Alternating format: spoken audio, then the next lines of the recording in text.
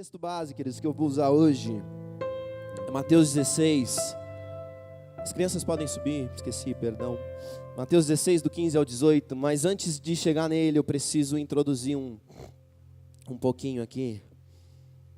Porque hoje eu vou falar a respeito de 7 esferas de atuação que a igreja, nós como corpo, fomos chamados a estar.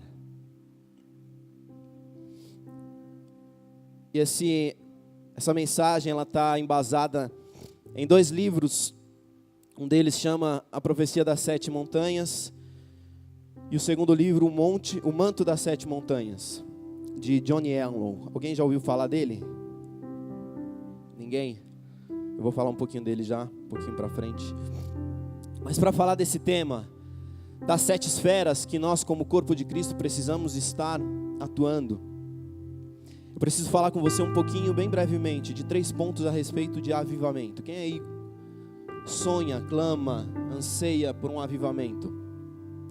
Nós temos uma palavra, uma profecia para os últimos dias, para os últimos tempos, de que nós viveremos o maior avivamento da história, com a colheita de 2 bilhões de almas para o Senhor. Mas o que de fato, queridos, é um avivamento? Alguém tem uma ideia, alguém tem uma noção? O que é avivamento? Avivamento fala de vida, amém? Avivar. Então, para que haja um avivamento é necessário que haja morte. Só existe vida, a vida só pode vir onde havia morte. Se eu já tenho vida, eu recebo mais vida? Existe isso? Você vai ao médico, doutor, me receita aí uma pílula de mais vida. Não, com exceção dos videogames que a gente pega as vidas lá. Eu joguei um monte de Mario ontem. Com exceção de videogame, a gente não recebe vida se nós não estivermos mortos antes. E falando de avivamento, nós temos 3 pontos que nós vamos ver isso historicamente. O primeiro ponto é o despertar da igreja. Um avivamento só vem quando a igreja clama, quando a igreja ora, quando a igreja é despertada. Se nós olharmos para o primeiro grande avivamento após os históricos bíblicos, que nós temos relatos, na verdade não o primeiro, mas um dos grandes históricos de avivamento da Inglaterra, com os irmãos Wesley. Quem conhece a história dos irmãos Wesley? Esses homens se juntaram e eles começaram a clamar. Muita leitura, muita oração, muita declaração e, acima de tudo, muito quebrantamento, queridos, muita morte.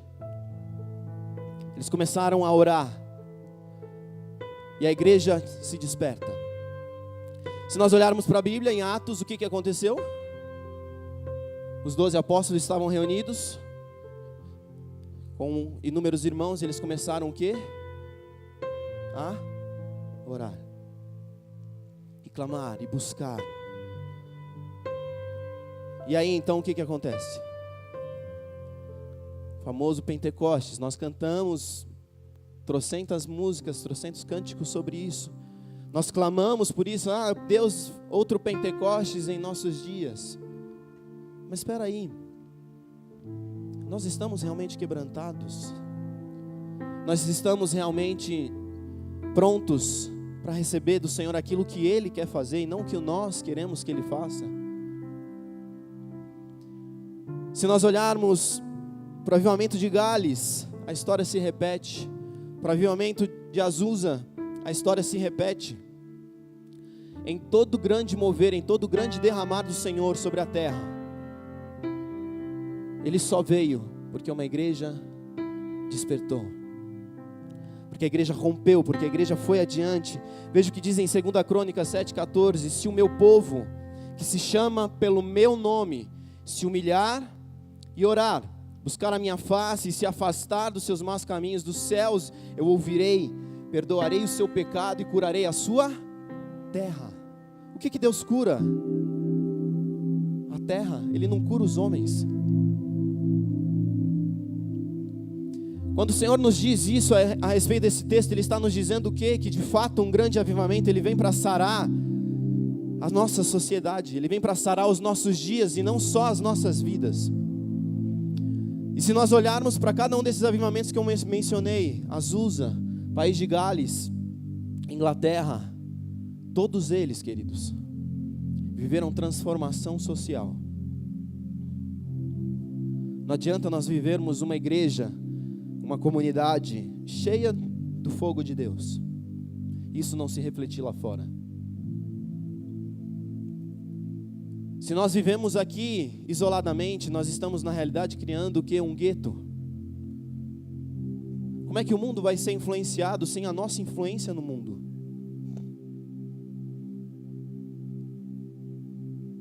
Já dizia a palavra, como ouvirão se não há quem pregue? Nós precisamos estar inseridos. Então, o primeiro ponto de um avivamento, queridos, despertar da igreja. O segundo ponto de um avivamento, salvação e grande colheita de almas. O que aconteceu em Pentecostes? Em Atos 2, Pedro sai para pregar e o que? 5.000 homens e mulheres se entregam ao Senhor. Por quê? Porque antes houve um despertar da igreja. Se nós olharmos por País de Gales, queridos, Gales, eu acho que ele é do tamanho aqui de Alphaville. É uma ilhazinha pequena. E em poucos meses, 70.000 homens e mulheres se converteram ao Senhor. Azusa, a mesma história. Inglaterra, a mesma história. Nós vemos as coisas se repetindo, e isso não é mera coincidência. As coisas acontecem porque no reino espiritual, no reino de Deus, existe algo acontecendo, existe uma normativa para que isso aconteça. Atos 4:4 diz assim: mas muitos dos que tinham ouvido a mensagem, crendo, chegando o número dos que creram a perto de 5.000 homens. Isaías 61:2 diz assim: o Espírito do soberano Senhor está sobre mim, porque o Senhor ungiu-me para levar boas notícias aos pobres. Enviou-me para cuidar dos que estão com o coração quebrantado, anunciar liberdade aos cativos e libertação das trevas aos prisioneiros, para proclamar o ano da bondade do Senhor e o dia da vingança do nosso Deus, para consolar todos os que andam tristes. Olha o comecinho dessa passagem: o Espírito Santo do Senhor está sobre mim, porque o Senhor me ungiu para levar boas novas. Todo derramar, queridos, do Senhor tem um propósito. Ninguém é cheio do Espírito para ser cheio do Espírito. O fim do Senhor te encher não é você. O fim do Senhor te encher é o irmão que está aí do seu lado. São os próximos que estão ao seu redor. Se nós queremos ser cheios, eu anseio um dia ser ordenado a pastor. Para quê? Para ser pastor. Está errado. Não é este o propósito do Senhor. Por que os dons que nós vemos serem derramados em Atos, e depois Paulo nos orienta melhor a respeito de cada um deles, o que Paulo nos diz a respeito dos dons? O único dom que edifica a si mesmo é o dom de línguas. Todos os outros 8 edificam a quem? A igreja, aos nossos irmãos, aos nossos próximos. Então, toda unção, queridos, tem um propósito. E o terceiro ponto, então: primeiro ponto, despertar da igreja. Segundo ponto de um avivamento, grande colheita. E terceiro ponto, reforma e transformação social. O mundo lá fora, o mundo em que nós vivemos, ele é transformado porque nós nos levantamos, porque nós não dizemos, não, o mundo fica lá e nós ficamos aqui. Quando falamos de avivamento, me baseando aqui, por exemplo, na história da Inglaterra, John Wesley e George Whitefield, ele era um dos que participavam também desse avivamento, que foram um dos instrumentos do Senhor para esse avivamento. Eles se levantam e eles saem ministrando, pregando, anunciando as boas novas do Senhor, mas eles não se atêm a isso. eles levantam um homem chamado William Wilberforce. E esse homem entra no parlamento britânico, ele começa a atuar na política. E se vocês não sabiam, antes desse relato, antes dessa história, por exemplo, a idade mínima para uma moça se casar era de 12 anos. Você consegue imaginar uma criança de 12 anos se casando e coabitando com seu marido? Isso é bíblico? Isso é o propósito do Senhor para as nossas vidas? Não. Esse homem, ele entra no parlamento e ele começa a mudar a história da Inglaterra. E com pouco tempo de influência dele dentro do parlamento, dentro do governo britânico, a idade mínima para casamento sobe para 16 anos. Nós vemos no país de Gales, por exemplo, homens que foram levantados para atuar nesse meio, e nós vemos a polícia demitindo os seus policiais porque não haviam mais roubos, não haviam assaltos. Os bares fechando as portas porque não haviam mais viciados. As coisas mudando socialmente lá fora. Então esses são os 3 pontos de um grande avivamento: despertar da igreja, colheita de almas e mudança, transformação social. E agora nós vamos entrar efetivamente na mensagem que eu quero trazer para nós essa noite. Eu quero falar de 7 esferas. Essa manhã tem razão. É só para ver se vocês estavam atentos.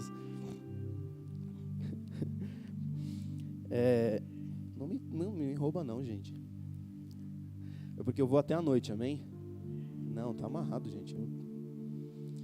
Mas eu quero falar de outros 2 homens, queridos, dos nossos dias. Um deles que eu mencionei, que eu vou falar já já. Mas o primeiro deles, Loren Cunningham. Alguém conhece esse homem? Não. Grande maioria não. Alguém conhece Jocum? Jovens com uma missão. Hoje um dos grandes movimentos missionários da nossa era é o Jocum. Loren Cunningham é o fundador do Jocum. Ele é o líder sobre esse ministério desde sua fundação. E um dia o Loren estava numa viagem de férias, numa viagem, ele estava no hotel, no seu quarto de hotel. E como de praxe, ele foi buscar o Senhor.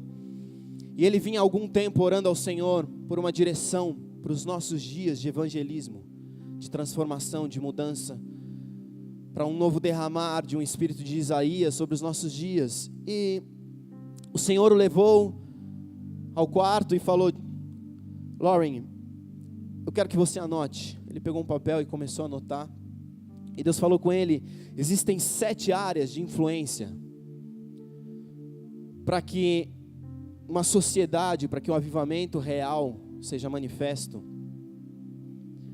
E ele anotou, Deus foi falando com ele, ele anotou para cá, para lá, como é que não é, o que se faz, o que deixa de fazer. E ele saiu do seu tempo ali de busca ao Senhor e pegou o telefone e ligou para um outro homem, um amigo dele, chamado Bill Bright. Alguém conhece Bill Bright? Também ninguém. Bill Bright é o fundador da Cruzada Estudantil. Esse ministério é extremamente difundido nos Estados Unidos e conhecido mundialmente. E ele marca um café com Bill Bright. No dia seguinte eles se encontram no café. E antes do Loren falar qualquer coisa, o Bill chega para ele e fala: cara, eu preciso te dizer algo. Deus me deu uma estratégia para nós alcançarmos o mundo dos nossos dias. E essa estratégia, queridos, para deixar claro, ela é biblicamente embasada. Não foge em nada da palavra, é totalmente bíblico. Eu vou mostrar aqui para vocês.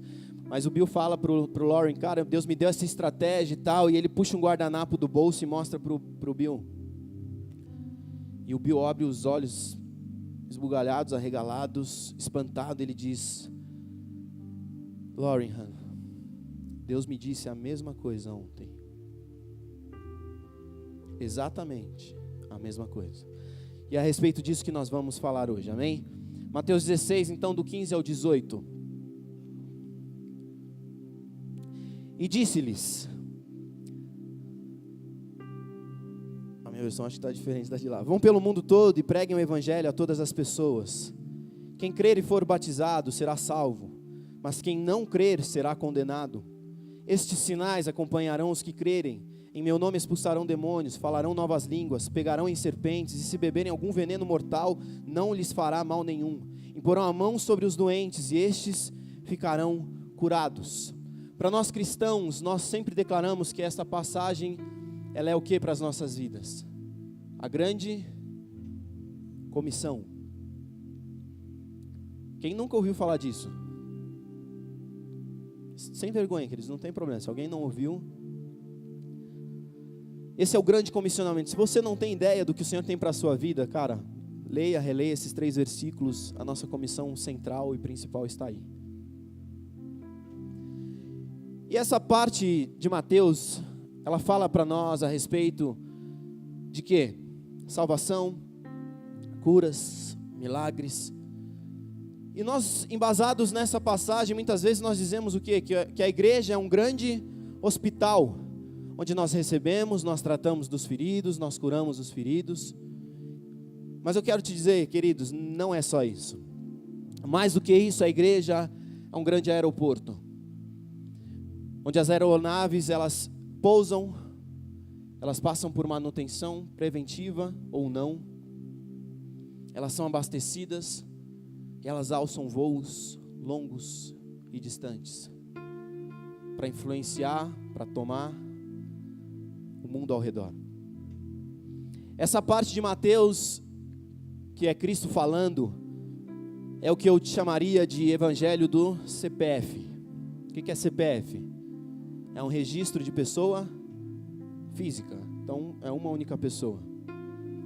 Aqui nós tratamos no evangelho pessoal, extremamente pessoal, pessoa por pessoa. Mas em Marcos 16, existe um outro pedaço dessa grande comissão também, onde Jesus nos diz assim: então aproximou-se Jesus e lhes disse: foi-me dada toda a autoridade no céu e na terra, portanto vão e façam discípulos de todas as nações, batizando-os em nome do Pai, do Filho e do Espírito Santo, ensinando-os a obedecer a tudo aquilo que eu lhes ordenei, e eu estarei sempre com vocês até o fim dos tempos. Ao contrário de Mateus, essa passagem de Marcos é o mesmo Jesus falando, e ela nos instrui a uma coisinha um pouquinho diferente. Discipular o quê? O que nós lemos ali? Nações, certo?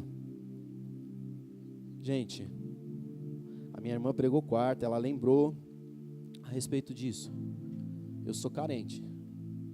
Se vocês não me responderem, eu vou perguntar. Eu preciso que vocês participem comigo, amém? Então nós lemos aqui o que ele falou. Jesus disse o quê? Fazei discípulos de todas as nações. Então nós estamos falando de um evangelho já de CNPJ,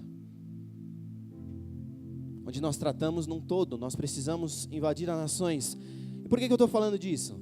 Como é que nós discipulamos nações, queridos? Nunca será de dentro de uma igreja.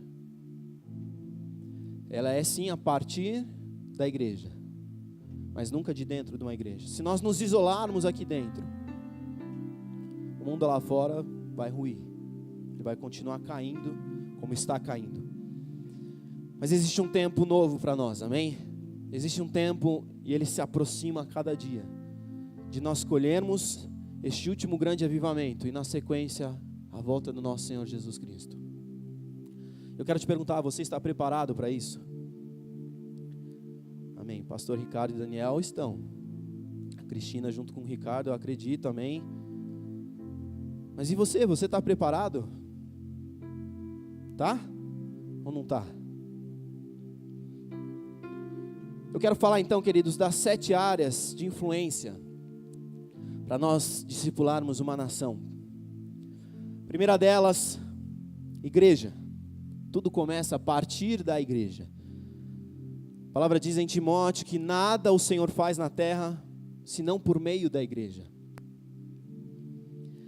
Mateus 16, 18 e 19, o Senhor diz assim: e eu lhe digo que você é Pedro, e sobre essa pedra, a minha igreja, e as portas do Hades não poderão vencê-la. Eu lhes darei as chaves do reino dos céus. O que você ligar na terra terá sido ligado nos céus, e o que você desligar na terra terá sido desligado nos céus.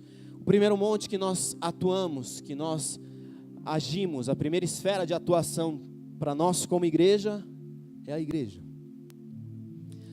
Nós estamos falando, queridos, de pessoas comissionadas a preparar o mundo para essa mudança, a preparar a igreja para essa mudança, para esse empoderamento. E hoje, eu pedi para o pessoal da ceia deixar ali de lado a mesa. Não que nós estamos desprezando a mesa, não é isso. Mas porque ao final desse culto nós iremos orar juntos por esse empoderamento. E a minha oração tem sido que no decorrer dessa mensagem o Senhor toque o seu coração para que você consiga discernir em qual dessas 7 esferas é a sua comissão, é o seu chamado. Porque se nós invadirmos, queridos, essas esferas, nós viveremos uma transformação, e vocês vão ver que essa transformação já começou na nossa terra, no Brasil. Amém? Oxe, o negócio voltou lá para cima, perdão. 1 Samuel 16, queridos, nós vemos Samuel, grande profeta, último dos juízes, ele chamando Saul, ele ora por Saul, ele empodera Saul, ele fala: Saul, você é o rei da nação. O que ele está fazendo? A igreja está empoderando um homem para atuação na política, no governo. Algum tempo depois, Saul de novo ora por Davi, e de novo a igreja empodera um homem para uma atuação no governo. A mesma coisa aconteceu com John Wesley e George Whitefield. Eles empoderaram um homem, eles capacitaram um homem, eles instruíram um homem para atuação na política. Nós vamos ver lá na frente o que é a política dentro dessas 7 esferas.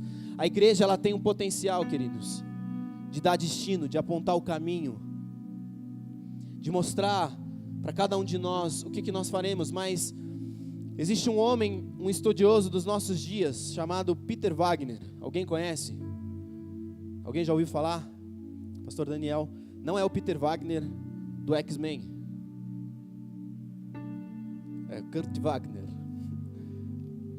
Mas esse homem, esse é um estudioso dos nossos dias. Ele já está com a idade bem avançada, mas ele entende, pelo seu tempo de experiência, que a igreja, nós como corpo, somente 5% de 100 atuam dentro da esfera da igreja. Então, se nós pararmos para analisar esse número, pensa comigo, se nós estivermos numa igreja de 1000 pessoas, somente 50 tem um chamado e um empoderamento para atuar na esfera da igreja. E esses outros 950 fazem o quê? Ficam na cadeirinha sentado o tempo inteiro? É isso? Em algum lugar da Bíblia você já viu mencionado isso? Eis que vos chamei para sentar e ouvir. Existe isso? Eu nunca vi. Eu já li a Bíblia mais de 10 vezes, a não ser que tenha passado batido naqueles históricos de Levítico, sei lá, alguma coisa assim, né? Filho de tal, fulano de tal, de sei lá o que. Pode estar ali no meio e eu não vi, mas não acredito. Esses 95% então fazem o quê? Os 950 dentro dos 1000 fazem o quê? Eles atuam nas outras 6 esferas. Eles são chamados e comissionados nas outras 6 esferas. Nós falamos então da primeira esfera, que é? A Fabi falou. A primeira esfera é a igreja. Segunda esfera, queridos, família. Todos somos chamados para ter família, para constituir família, mas nem todos somos chamados para ser influentes em famílias. Nós temos homens hoje atuando na política, por exemplo, eu vou citar 2. Magno Malta, quem conhece?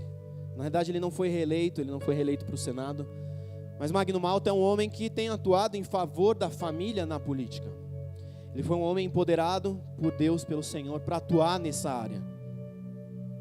Eu não teria condição de fazer o que ele faz, porque o meu comissionamento é diferente do dele. Nós temos também, por exemplo, o irmão do Ronaldo Bezerra, me fugiu o nome. Ele foi senador agora, ele foi eleito como senador e ele atua nessa esfera também. Cuidando, amando, atuando em favor de famílias. Mas essa comissão para famílias não significa que eu vou atuar necessariamente na política. Nós conhecemos, por exemplo, quem já ouviu falar do pastor Josué Gonçalves? Vários. O chamado dele específico e central é o quê? Família. Ele foi instruído, ele foi comissionado, ele foi preparado pelo Senhor para atuar nessa área. Ele é um pastor dentro de uma igreja, comissionado para atuar com famílias. Ele pastoreia, ele cuida de vidas, mas o chamado dele é diferente. A atuação dele é diferente. Veja só, queridos. Tiago, mas e a Bíblia? Vamos lá. Provérbios 22:6 diz assim: educa a criança no caminho em que deve andar, e até quando envelhecer não se desviará dele.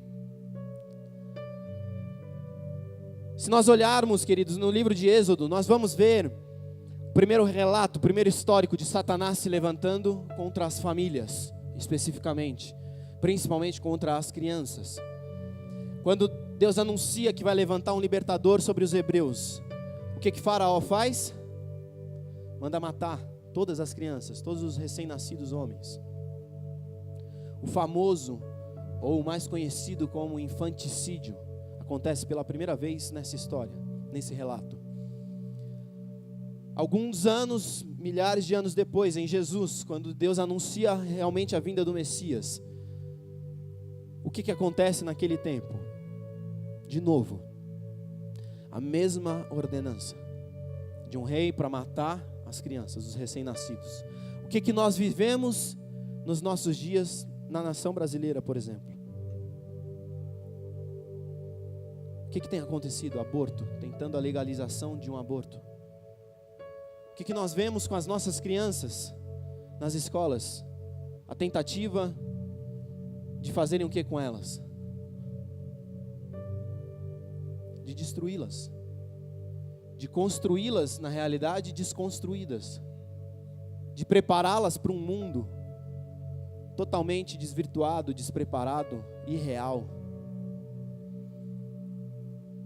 Nós vemos que a história se repete. E os comissionados, queridos, para essa área de famílias não são necessariamente pastores, não são necessariamente políticos, mas são psicólogos, são professores, são psiquiatras, homens e mulheres que estão embasados, que têm o empoderamento do Senhor para atuar exatamente nessa área. E queridos, nós falando aqui de aborto, se você tem dúvidas se o aborto é ou não permitido ou não pelo Senhor, quero te fazer uma pergunta. Quantos conhecem a história de João Batista, primo de Jesus? João Batista foi cheio do Espírito aonde? No ventre. A palavra nos diz que Deus enche pessoas, certo? Então aquele feto que estava no ventre era o quê? Uma pessoa, ele não era uma coisa, ele já tinha vida. Ele não era inanimado. Então se você tem dúvidas, queridos, eu não vou bater o martelo, mas eu quero te dizer: morte não pertence ao Senhor. Eu sou fruto, Tiago, de um adultério, eu sou fruto de um estupro. Cara, morte não provém do Senhor. Vai ser difícil, vai ser duro, eu sei. Eu sei não, eu imagino. Mas o Senhor é Senhor. E aquilo que Ele nos diz, aquilo que Ele nos instrui, precisa ser ministrado, é claro. E nós precisamos nos basear nisso, amém? Terceiro ponto, queridos. Primeira esfera, então. Segunda, família. Terceira esfera, governo e política. Tiago, governo, política, não tem nada a ver com a igreja. Será? Você tem certeza disso?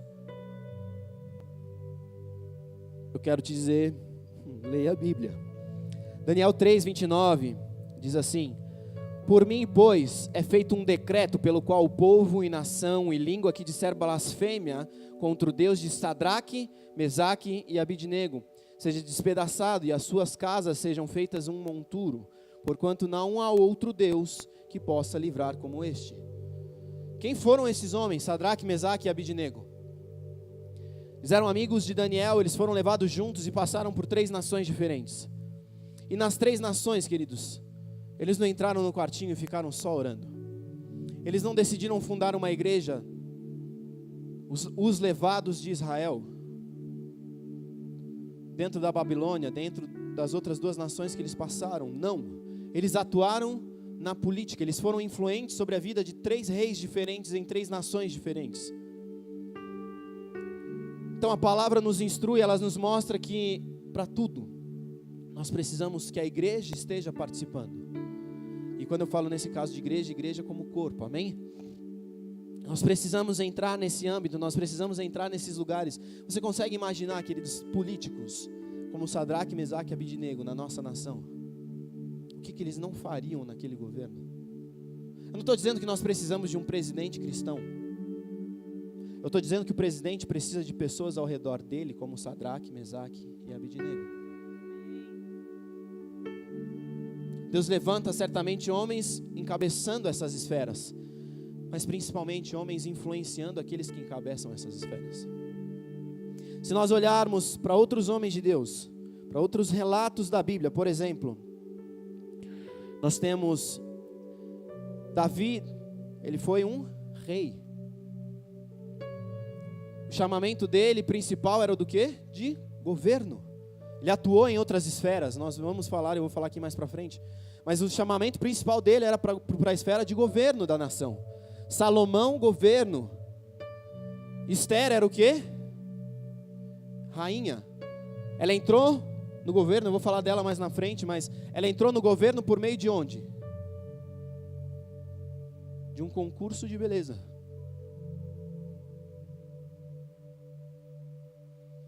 Mas ela foi influente sobre o rei daquele período, do lugar que eles estavam, para que a nação dela, o povo dela, não perecesse.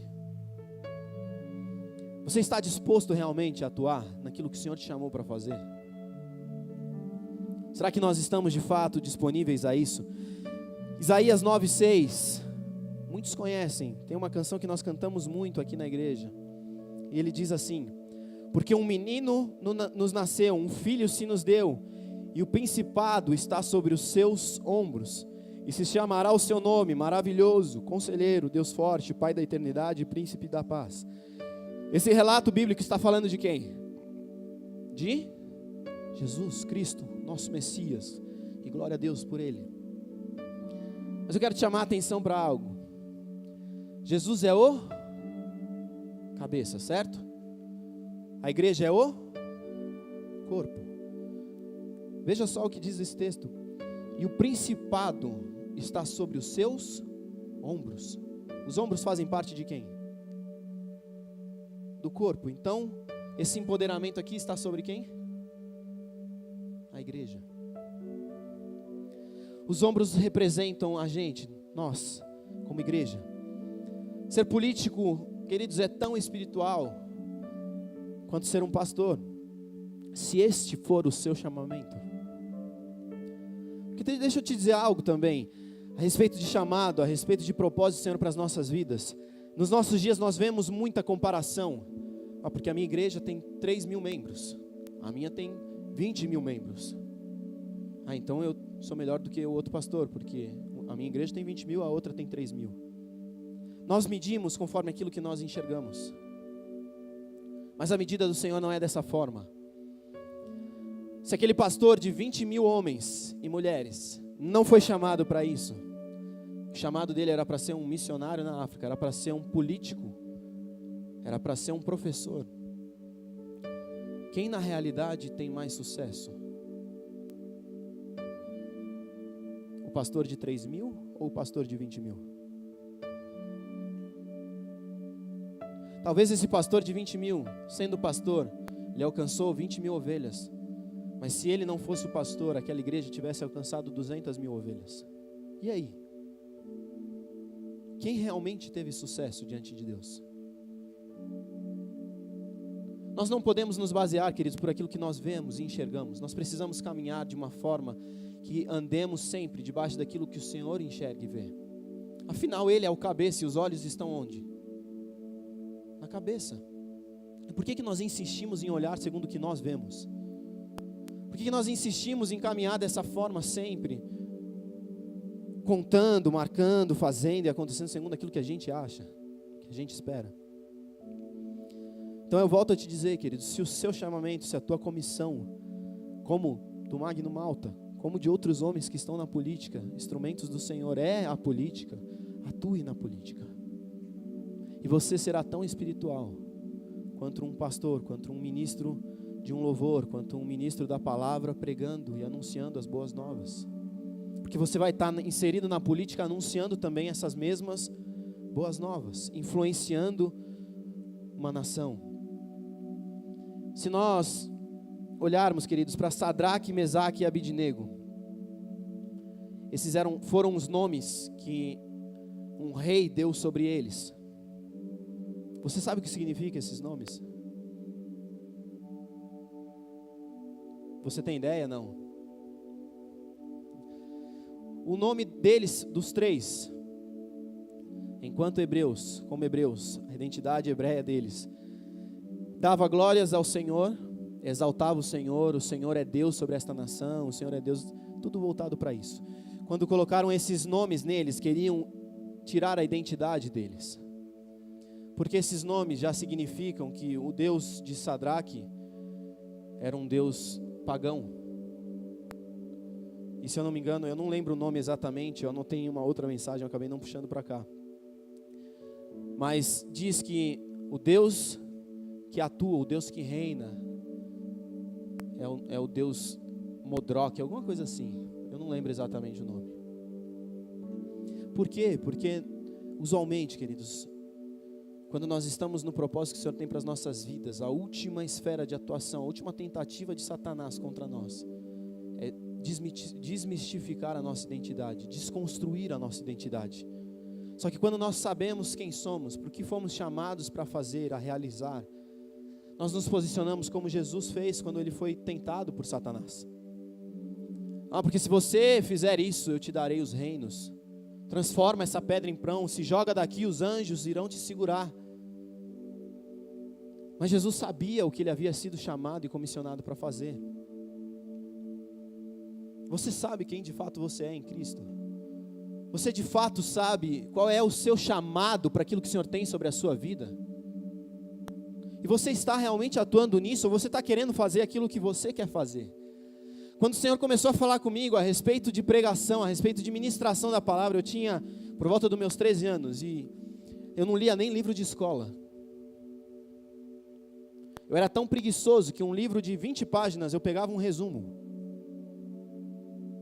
um dia antes da prova para fazer a prova. E eu sempre tive isso muito claro: Deus, se eu vou ter que pregar, eu preciso conhecer a Tua palavra, eu preciso que o Senhor mude isso em mim. Se esse é a sua comissão para a minha vida, eu preciso mudar isso em mim. Então me ajuda.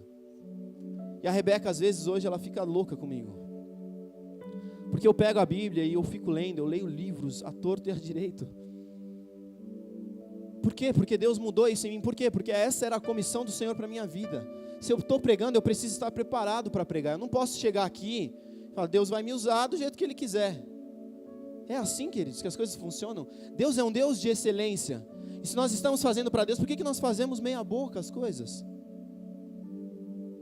Quem nunca ouviu aquilo, eu agradeço a oportunidade, nunca ensaiei, mas é para o Senhor, amém? Amém não. Não faz sentido. É para o Senhor, eu vou fazer de qualquer jeito? Davi, queridos, foi levar a arca de qualquer jeito. E o que aconteceu? A arca tombou, o cara, por zelo com a arca, tentando proteger a arca, ameaçou tocar na arca. E o que aconteceu com o cara? Morreu. Nós precisamos parar de atuar, queridos, fazendo as coisas de qualquer forma, de qualquer jeito. Então, primeira esfera, igreja. Segunda, terceira, governo. Quarta esfera, então, agora educação e saúde. Se nós olharmos para a história, por exemplo, dos Estados Unidos, Quais são as duas maiores universidades dos Estados Unidos? Harvard e Yale. Quem fundou essas duas universidades? Homens, pastores, fundaram essas universidades. Deus se preocupa com essa esfera, queridos. Nós já lemos aqui um versículo, mas Provérbios 22:6 diz: educa a criança no caminho em que deve andar, e até quando envelhecer não se desviará dele. O que o Senhor está dizendo? Que nós devemos educar as crianças, que nós devemos nos preocupar com isso. Cara, uma escola, ela não está lá para dar educação à criança, ela está lá para trazer ensino a uma criança, ensinar português, matemática, inglês, filosofia, história, geografia. De quem é o papel de educação? Dos pais, da igreja. Nós somos os chamados para isso. Deuteronômio 32, do 45 e 46 diz assim: acabando Moisés de falar todas essas palavras a todo o Israel, disse-lhes: aplicai o vosso coração a todas as palavras que hoje testifico entre vós, para que as recomendeis a vossos filhos, para que tenham cuidado de cumprir todas as palavras desta lei. A incumbência, queridos, é nossa. Nós hoje, nos nossos dias, somos a representação do que era o povo de Israel naquele tempo. Israel era incumbido de ensinar as próximas gerações. A igreja é incumbida de ensinar as próximas gerações. Nós, como pais, somos incumbidos de ensinar os nossos filhos. Essa responsabilidade é nossa. Nós precisamos entender que Deus está preocupado com isso, com essa esfera, queridos. E outra passagem de Deuteronômio 23, 12 ao 14 diz assim: Também terás um lugar fora do arraial para onde saíres, e entre as tuas armas terás uma pá. E será que quando estiveres assentado fora, então com ela cavarás, e virando te cobrirás o que defecaste.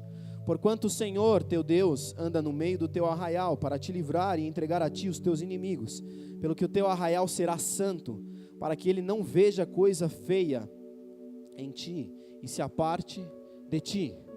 O que esse texto nos mostra? Deus está preocupado com todo um povo, certo? Mas Deus não gosta de fezes, é isso? Não só isso. Mas você imagina só, esse povo,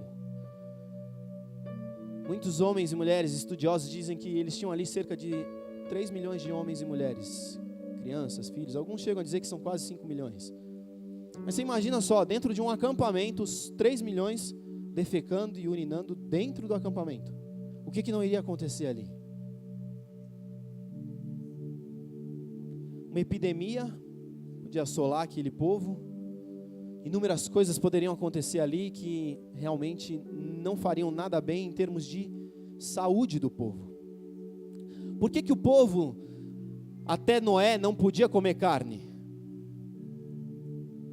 Ou alguns tipos de carne?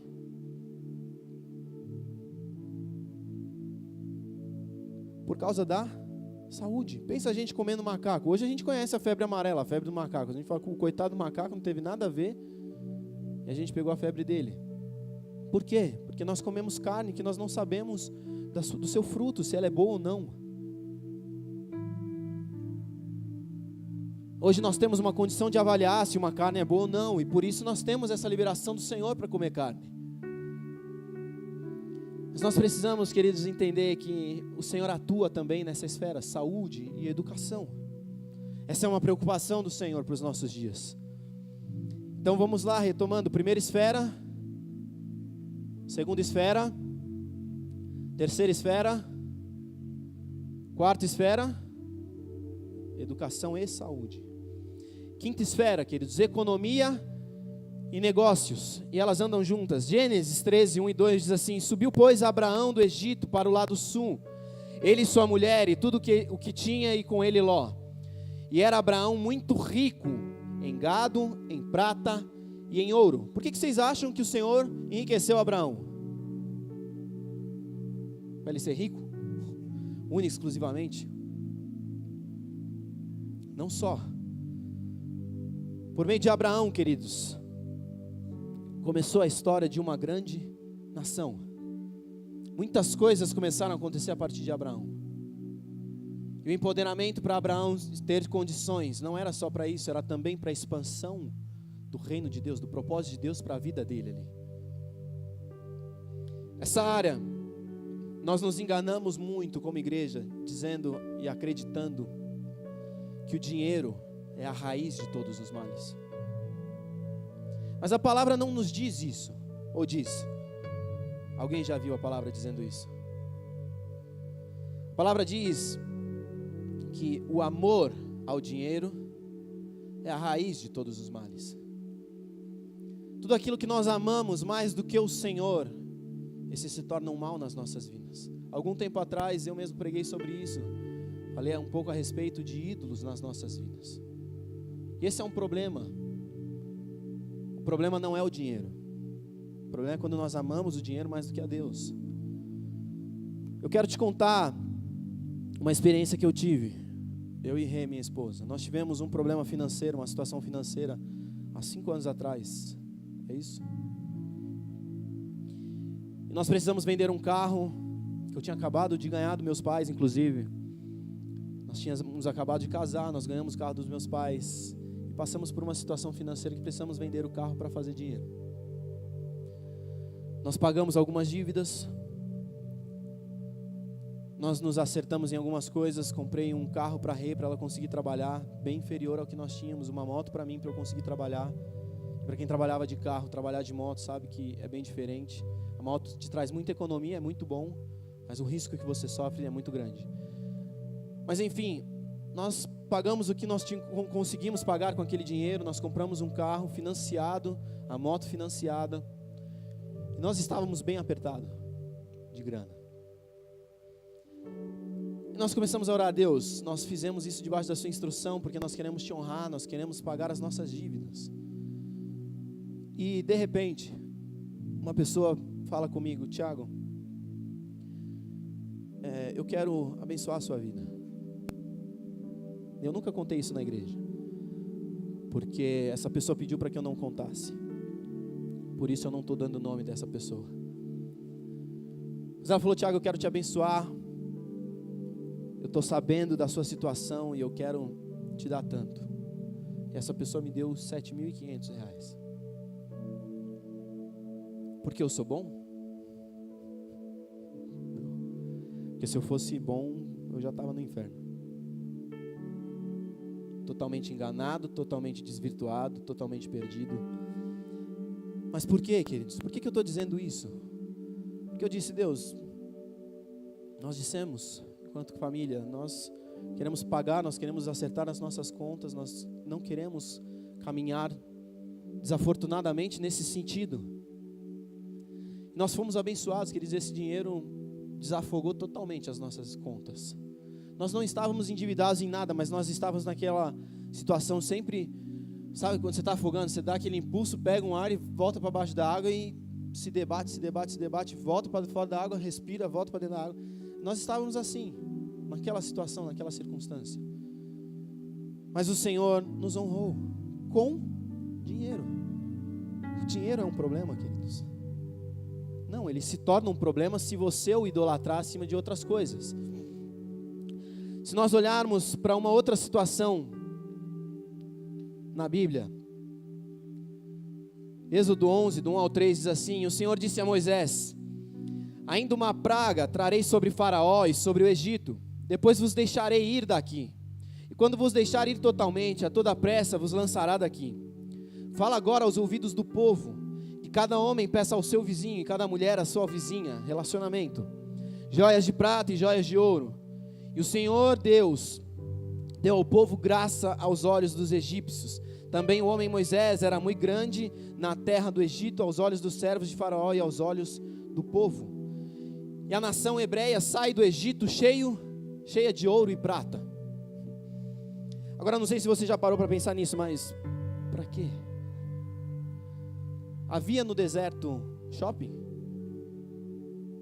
Havia no deserto outlet? Havia no deserto McDonald's? O que eles fariam no deserto com tanto ouro e com tanta prata? Você já se perguntou isso? O que eles fariam? O que eles poderiam fazer com ouro e prata? No deserto, no meio do nada. Existem duas possibilidades, queridos, que nós podemos fazer no deserto com ouro e prata. A primeira delas, construir um bezerro e idolatrá-lo. E foi isso que o povo fez. E a segunda opção era construir um tabernáculo e adorar e exaltar o Rei dos Reis, o Senhor dos Senhores, que foi o que foi feito mais para frente. O dinheiro foi usado de duas formas diferentes, para adorar dois deuses diferentes. O que você tem feito com as suas finanças? O que você tem feito com o seu dinheiro? Após isso, queridos, a nação passa 40 anos no deserto, roda, até que o Senhor, com Josué e Caleb, entra, coloca eles para dentro da terra prometida. E eles pisam na terra prometida, o que acontece? Cessa o maná, que era o alimento de forma miraculosa, cessa o fogo que os libertava do frio à noite, e cessa a nuvem que os protegia do sol durante o dia. Então eles entram na terra, eles precisam começar a fazer o quê? Trabalhar, atuar, fazer girar a economia. O Senhor nos empodera disso, queridos. Economia, finanças, dinheiro. É um campo, é uma esfera de atuação que nós nos nossos dias precisamos tomar posse de novo. Josué 5,12 fala disso. E cessou o maná no dia seguinte, depois que comeram do fruto da terra. E os filhos de Israel não tiveram mais maná. Porém, no mesmo ano, comeram dos frutos da terra de Canaã. Eles plantavam, eles colhiam, a economia girava. Eu planto maçã, o outro planta banana. Naquela época não tinha dinheiro, moeda, tinha ouro, tinha prata. Mas a forma de manuseio ali era o quê? Eu tenho maçã, eu quero um pouco de banana. Você troca sua banana com a minha maçã? Troco. E o que acontece ali? A economia gira. A economia era de uma forma diferente, mas era a economia do mesmo jeito. E a economia começa a girar, queridos. Esse é o quinto ponto, a quinta esfera então de atuação. Primeira esfera, relembrando, igreja. Segunda esfera, terceira esfera, o quê? Governo. Quarta esfera, e a quinta esfera que nós acabamos de falar, governo e economia. Economia, perdão, não é governo. E a sexta esfera, queridos, eu queria pedir já para o pessoal da ceia pegar os elementos e começar a distribuir. As duas últimas esferas são bem rápidas. Sexta esfera, artes e entretenimento. Fique assentado mesmo, elas vão distribuir. Mas essa sexta esfera, queridos, artes e entretenimento. E quando falamos de artes e entretenimento, falamos de músicos, falamos de artistas, falamos de estilistas, falamos de artistas em geral, maquiadoras. Veja só, Êxodo 35, do 29 ao 32, diz assim: todo homem e mulher cujo coração voluntariamente se moveu a trazer alguma coisa para a obra que o Senhor ordenara se fizesse pela mão de Moisés, assim os filhos de Israel trouxeram por oferta voluntária ao Senhor. Depois disse Moisés aos filhos de Israel: eis que o Senhor tem chamado por nome a Bezalel, filho de Uri, filho de Ur, da tribo de Judá. E o Espírito de Deus o encheu de sabedoria, entendimento, ciência e em todo lavor, e para criar invenções, para trabalhar em ouro, em prata e em cobre. Veja comigo, para que esse homem foi cheio? Bezalel. Quem lembra aí o Isaac antes de nascer? Muitos achavam que o nome do Isaac seria Bezalel. E para que esse homem foi cheio? Por que nós chegamos a cogitar a possibilidade de colocar o nome do Isaac de Bezalel? Porque esse é o primeiro homem cheio do Espírito de Deus mencionado na palavra. E repare comigo, para que ele foi cheio? Para pregar? É? Hein, queridos, vocês estão aí? Para que ele foi chamado? Ele foi cheio para tocar bateria?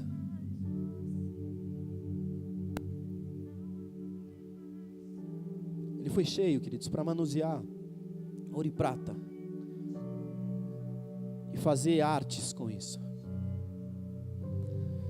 A rainha de Sabá, quando entra no templo que Salomão construiu, ela ficou impactada pelo quê? Pelo que Salomão falava? Salomão foi o homem mais sábio da palavra, da nossa história, da humanidade. Mas ela não ficou impactada com a sabedoria de Salomão. Ela ficou impactada com a arte da construção que Salomão havia realizado.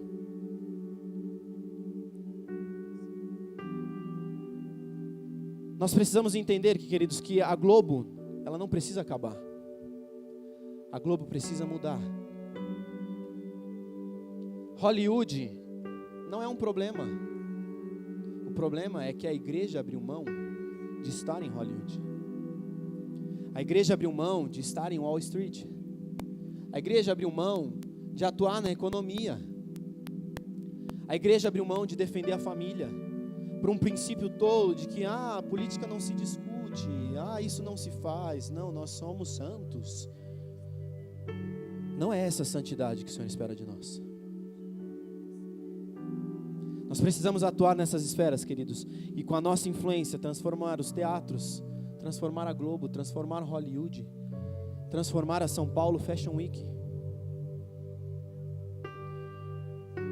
Quando eu montei a mensagem, eu bolei um nome, mas é tão besta, mas poderia ser Jesus Fashion Week.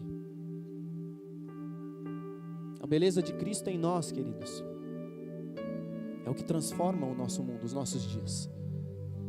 Essa é a sexta esfera, artes e comunicação, artes e fugiu a palavra, artes e entretenimento.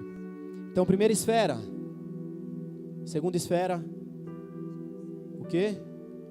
Terceira esfera, quarta esfera, quinta esfera, sexta esfera e sétima e última esfera, queridos, comunicação e mídia. Provérbios 25 diz assim: como água fresca para a alma cansada, tais são as boas novas vindas da terra distante. Romanos 2,4 diz assim: ou despreza tu as riquezas da sua benignidade e paciência e longanimidade, ignorando que a benignidade de Deus te leva ao arrependimento. Em outras palavras, as boas novas de Deus te levam à transformação, à mudança, ao arrependimento. O que nós vemos nas nossas mídias hoje? Se você liga na Record, se você liga na Globo, de tarde lá, tá só aquele negócio lá, homem mata mulher, homem estupra sei lá quem. O que nós vemos o tempo inteiro? Até as mídias de esportes estão tomadas com notícias trágicas. Nós só vemos mortes, nós só vemos destruição. Qual foi nesse ano a notícia boa que você viu? Homem salva cachorro. Corpo de bombeiros é chamado para ser homenageado porque salvou o gato de uma multimilionária. Você vê boas notícias na mídia? Vê ou não vê? Não vemos. Nós não vemos isso. Se nós olharmos, queridos, para a história, por exemplo, quando Golias, ele está em enfrentamento com a nação de Israel, o que ele faz? Ele comunica. Ele fica declarando o tempo inteiro, menosprezando, desprezando, falando atrocidades para a nação, e aqueles homens ouvindo isso, tem medo e ficam com receio. O que nós vivemos na nossa nação? Nós temos receio o tempo inteiro. O que é da nossa nação? Nós não sabemos o futuro. É fato que com a mudança na presidência nós criamos esperança, nós temos esperança de um futuro diferente para a nação. Mas o futuro será mudado, queridos, com a nossa atuação, não com a mudança de um presidente. Ele pode ser influenciado por homens e mulheres empoderados que estão na política, o tratando, o influenciando e falando de política, queridos. Não sei se vocês sabem, mas, por exemplo, Silas Malafaia, há cerca de 4 anos atrás, ele recebeu uma palavra de Deus, por meio de um profeta, de que ele seria conselheiro do próximo presidente da nação. E o que acontece hoje? Quem é o presidente hoje eleito? Bolsonaro. Bolsonaro se aconselha com frequência com Silas Malafaia. Eu concordo com tudo? Não, querido, eu não concordo com tudo com nenhum de vocês. É ou não é verdade?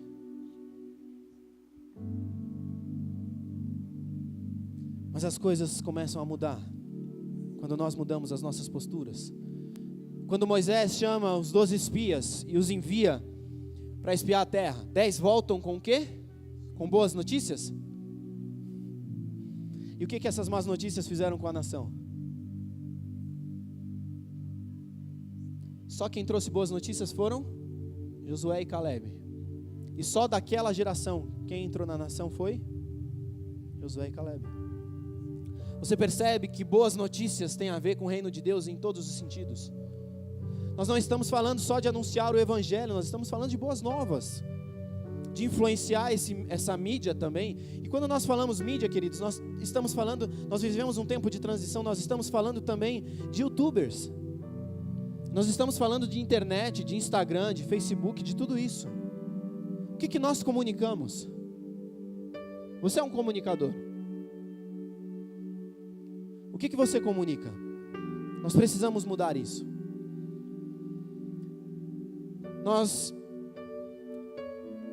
Essas são as 7 esferas, queridos, que nós precisamos entender que nós somos incumbidos e chamados para atuar. Mas nós temos que entender também um outro aspecto. Ninguém é chamado, ou não necessariamente alguém é chamado para uma única esfera. Davi atuou em 3 esferas diferentes. Esther atuou em 2 esferas diferentes. Jesus atuou em 2 esferas. Nós vemos inúmeros homens e mulheres na palavra que atuaram em diferentes esferas. Você pode atuar em 2 esferas diferentes. Nós temos homens hoje na nação que atuam em 2 esferas diferentes. Mas o que nós precisamos entender é que nós precisamos atuar. E não é se forçar a atuar, é atuar por meio da direção, da fluência do rio de Deus nas nossas vidas. Hoje eu atuo aqui em cima, eu estou pregando. Eu nunca pedi para estar aqui. Na realidade, eu até fugi disso muitas vezes. Falando com meu pai, falando com Deus. Deus, eu não quero, eu não sei falar. Para vocês terem uma ideia, o meu TCC de faculdade, quando eu apresentei, geralmente, uma pessoa normal no meu lugar, com tudo que eu tinha para falar, falaria em cerca de 20 minutos. Eu falei em 5. Porque eu liguei a matraca, eu tinha um medo, eu tinha um receio, eu não conseguia falar para mais de 3 pessoas na minha frente. Sabe assim, eu liguei a matraca, a professora que estava avaliando, ela falou, ei, calma, volta para 1 aí, volta para a primeira marcha. Aí eu voltava, mas assim, 2 segundos eu estava na 6ª já. Por quê? Porque eu tinha receio disso, eu tinha medo disso. E eu tive que passar por um processo para isso. Se você se sente chamado, empoderado para qualquer uma dessas esferas, você vai passar por um processo. Mas isso começa hoje. Se coloque de pé, queridos, nos seus lugares. Vamos orar, vamos ceiar. Nós estamos aqui hoje lembrando e ceando em memória do Senhor Jesus.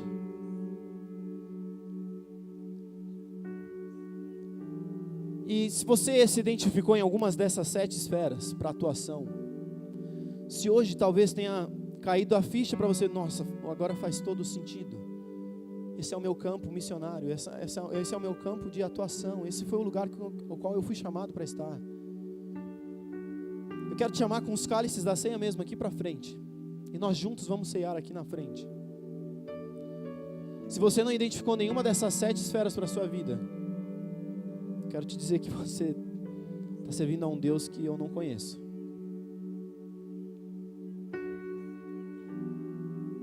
Porque nós todos somos empoderados, nós todos somos chamados para atuar em algum lugar, de alguma forma, de alguma maneira.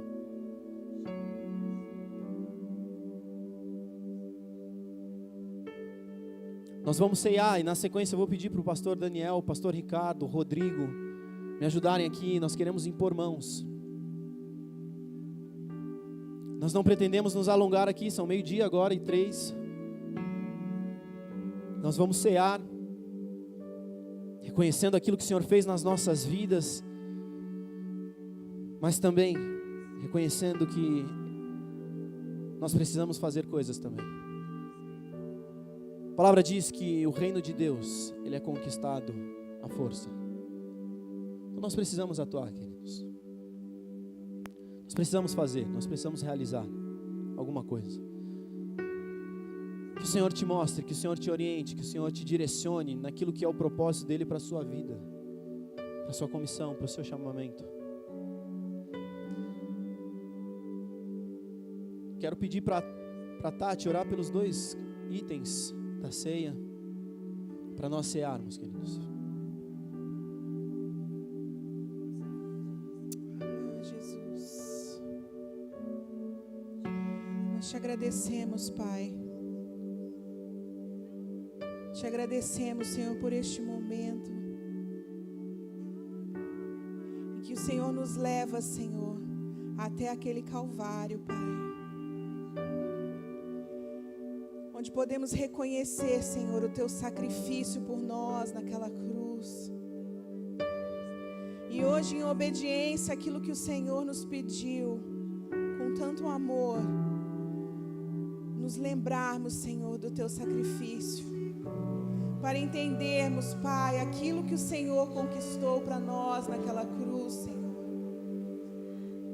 Abençoa este pão, Senhor, que aqui representa o Teu corpo, que foi moído, que foi dilacerado ali, muito antes de ser posto naquela cruz, Pai. Todo o processo que o Senhor passou, Pai. Ah, Jesus, obrigada. Obrigada por este pão. Abençoa este pão, Senhor, que ele seja, Senhor, realmente significativo, Senhor. Que ele represente, Senhor, realmente aquilo, Senhor, que o Senhor fez por nós naquela cruz, o que o Senhor sofreu, levando as enfermidades, as maldições, as dores, os sofrimentos. E abençoa este cálice, Senhor, que foi o Teu sangue derramado, sangue precioso, que nos lava de todo pecado, Senhor, que nos sara, Senhor, que nos transforma, que nos limpa, Pai. Abençoa, Senhor, este cálice, Pai. Fazemos isso, Senhor, em memória, Senhor, em memória daquilo que o Senhor passou, mas nunca, nunca, nunca poderemos, Senhor, entender e compreender a profundidade daquilo que o Senhor fez por nós. Jamais poderemos pagar, mas o Senhor pagou por nós o preço. E hoje nós somos livres, somos libertos, somos sarados, somos curados pelo Teu sacrifício ali naquela cruz, Pai. Oh, Pai, obrigada. Obrigado por ter enviado Teu Filho, Teu único Filho, para fazer esse sacrifício por nós, Pai. Nos constrange com Teu amor, Senhor. Nos constrange com Teu amor. Que amor é esse? Que amor é esse? Ah, Jesus, nos mostra, Senhor, qual é a nossa comissão, aonde nos encaixamos, Senhor, para que o Teu sacrifício não seja em vão, para que nós não ficamos, Senhor, engessados, parados, sem fazer aquilo que o Senhor nos chamou para fazer, porque quando não fazemos, Senhor, nós fazemos pouco caso do Teu sacrifício, e não é isso que nós queremos, Senhor. Abençoa esses itens, Pai, que possamos hoje compreender e entender o Teu sacrifício naquela cruz, em nome de Jesus.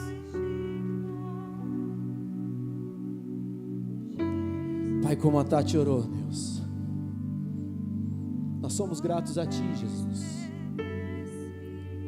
pelo sacrifício na cruz, pela Sua entrega, pelo Seu deleite naquele lugar, para que nós tivéssemos vida, pela Sua morte, pelo Teu sofrimento, pela Tua sujeição, em favor de mim, em favor de nós. Obrigado, Deus, porque pela Sua misericórdia, nós não recebemos o que de fato nós merecíamos. E pela Sua graça, nós recebemos aquilo que só Jesus merecia. Como a Tati disse, Deus, nós não queremos fazer pouco caso. Nós não queremos desprezar esse sacrifício. Nós não queremos caminhar segundo o que nós achamos, mas segundo aquilo que o Senhor tem, segundo aquilo que o Senhor espera. Nós consagramos esse pão e esse cálice ao Senhor, Deus, em memória de Ti, Jesus. Nós Te exaltamos, nós glorificamos a Ti, porque nós não suportaríamos 1/10 do que o Senhor sofreu.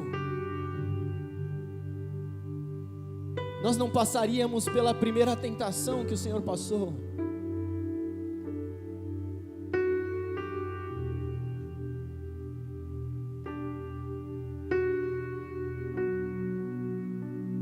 Nós somos gratos, Jesus, e nós queremos Te honrar com as nossas vidas nesse sentido.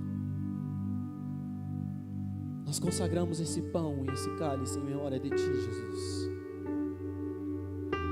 porque reconhecemos Teu amor, porque reconhecemos o Teu favor, porque reconhecemos o Seu perdão.